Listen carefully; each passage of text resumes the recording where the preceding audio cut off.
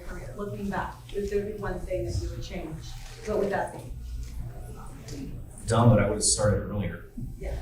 You know, I didn't get, I felt like I was dealing with real estate early in college and law school, but I wasn't actually doing real estate. I was just kind of dealing with it on the periphery.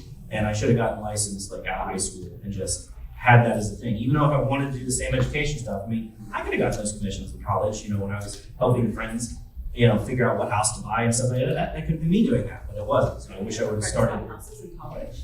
In Gainesville back in 2000, it was before the market really blew up.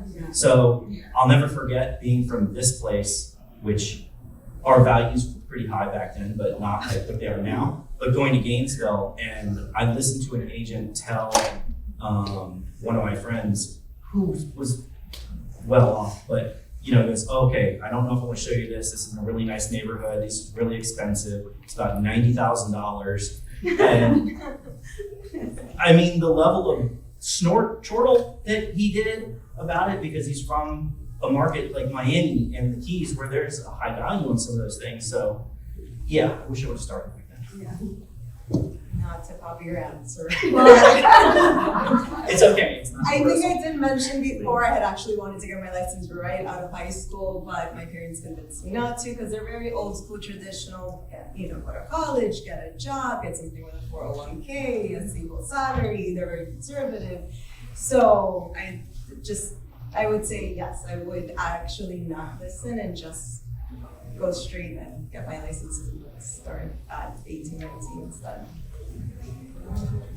I'm gonna piggyback on that answer too. I wish I would have started sooner. Obviously, when you're in real estate, it is your own business. And honestly, working 80 hours for yourself is probably a lot better than working 40 hours for somebody else because you're building something for yourself. So I wish I would have started sooner. I honestly wouldn't change anything. Because I think that all the experience that I had when I was younger, working in service jobs and, you know, crappy gas stations and waiting tables, gave me the patience and ability to put up with the crazy people we deal with every day. Because if you can deal with them when their dinner's not hot, you know, you can deal with them any meltdown they have. So it really, I'm telling you, servers make the best real estate agents. So, you know, it really is something that I really wouldn't change anything. I'm very happy with where I'm at and what the path has been so far. So I would like for you guys to share whether or not you are a solo agent or a team, or on a team, or have your own team. And if you do have a team, who was the first person you hired? Who was the first person you hired? So mine's a little weird because I started a brokerage really quickly. You know, I had my license, I just got it 5 years ago, so I started my brokerage. We opened in January of this year. I have 4 agents. Thank you. I was with Island Reeds before that, and it was going back and forth between do I start a team or do I just go ahead and start a brokerage? And I realized that as much as I liked the idea of a team, I really wanted to start a brokerage to be able to teach the people that I knew how to do what I did, rather than me just continuing to pour into my own business, I guess you could say. I kind of wanted to teach those other agents how to do that so they could have teams. My goal is to eventually become a non-competing broker. So the more I can teach them, the better. So I don't really have any intention of ever starting a team. If I were to hire somebody right now, honestly, it'd be a personal assistant. Somebody that can help me with my home stuff, not my work stuff. Yes, like, can you swap my laundry? Can you make sure my dogs go out? That kind of thing. I'm fortunate in our brokerage, we have a great program. It's totally not to plug anybody's software or anything, but Total Brokerage is wonderful. It gives you great oversight. You can usually manage about 10 people on that without having to have an assistant, which is nice. Alright, so I do work in a team. I think we added agents before hiring an assistant / transaction coordinator. So if I could go back and change that, I think I would have done that first. And then that way, added a showing agent after. So I have a little bit of a different role. I do sell. mostly on a referral basis, but I'm also management in the office, and I oversee 2 Zillow Flex teams of over 100 agents. So for those teams, we have it mandatory to use a transaction coordinator, just so when they have things under contract, it's an extra set of eyes, alleviates a lot of, busy work off of them, so they can focus on what they do best, which is nurture their leads, get them under contract.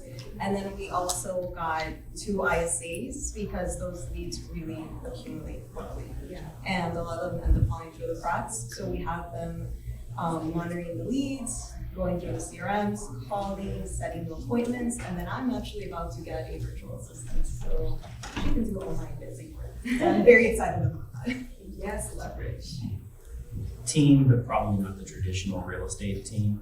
My best friend and I, right after I got my license, got together, teamed up, and we're like, okay, our only goal is to convince my mother that we're good enough that she can work with us. And so, try not to disappoint her. So our team is now the 2 of us and my mother. We're a 3-person team. It's more like 3 equals, not an expansion team, kind of anything, and it won't likely ever, we have an assistant, but it'll never get bigger. It's just us acting as like, so it's really great because I'm here. He's doing my showings right now. We have showings this evening and he's doing them.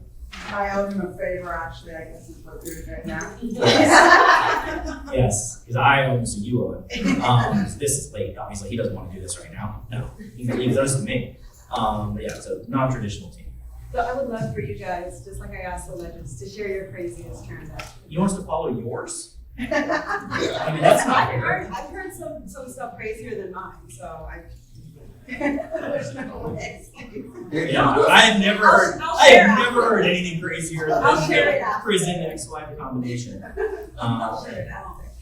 No, I think the weirdest transaction I ever had is I had a seller who had, I mean, the cutest Jack Russell Terrier, like straight out of the commercials, and a buyer wrote into the contract that they wanted the dog. And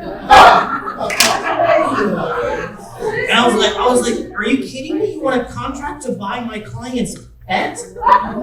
And their agent couldn't explain it. And they're like, Did they buy it? Did it do it? no.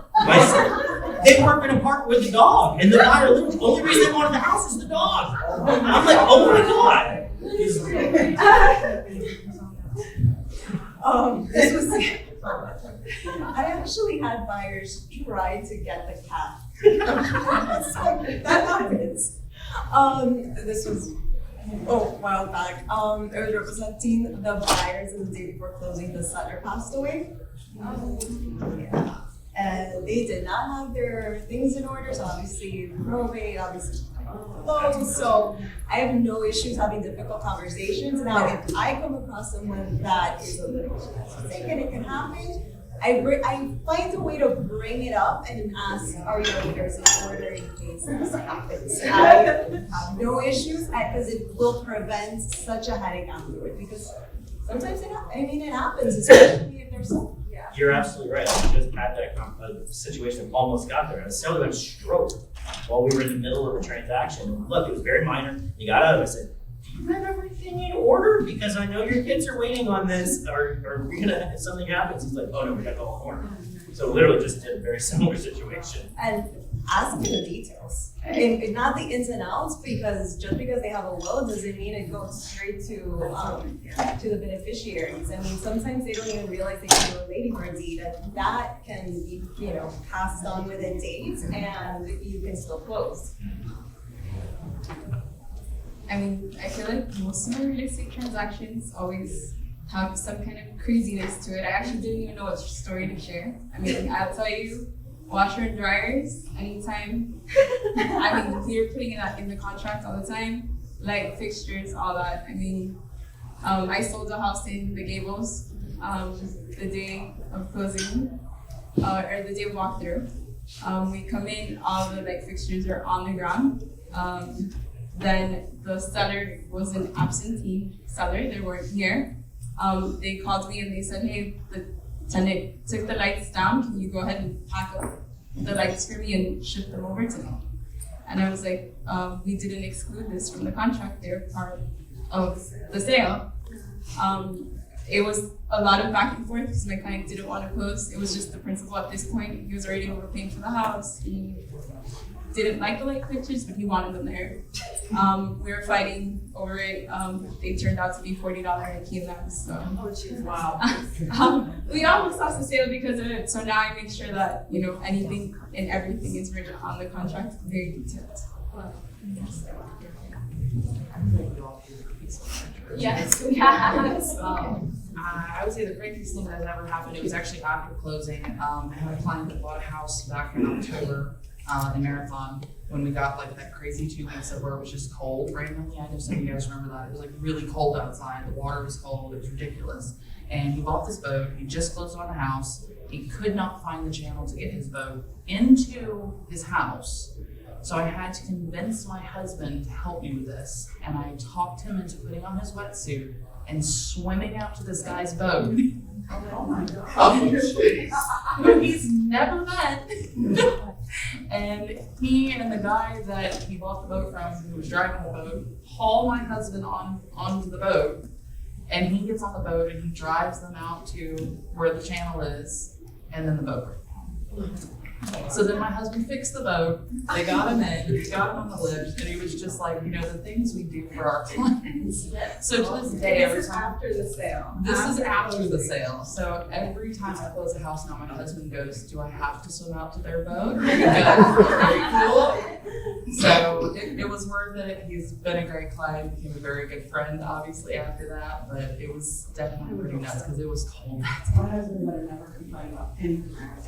I assure you, I paid dearly for it. And there have been crazier transactions. I mean, it wasn't a transaction, but one time we hosted another panel like this in Miami, and an agent shared how he went into an REO to show the listing, and when he got to one of the bedrooms, he realized that there was the comforter on the bed looked a little odd, so he goes to straighten it out just to find a deceased person in the bed, and the house turned into a crime scene. Yeah, so there are crazy stories. But like, you're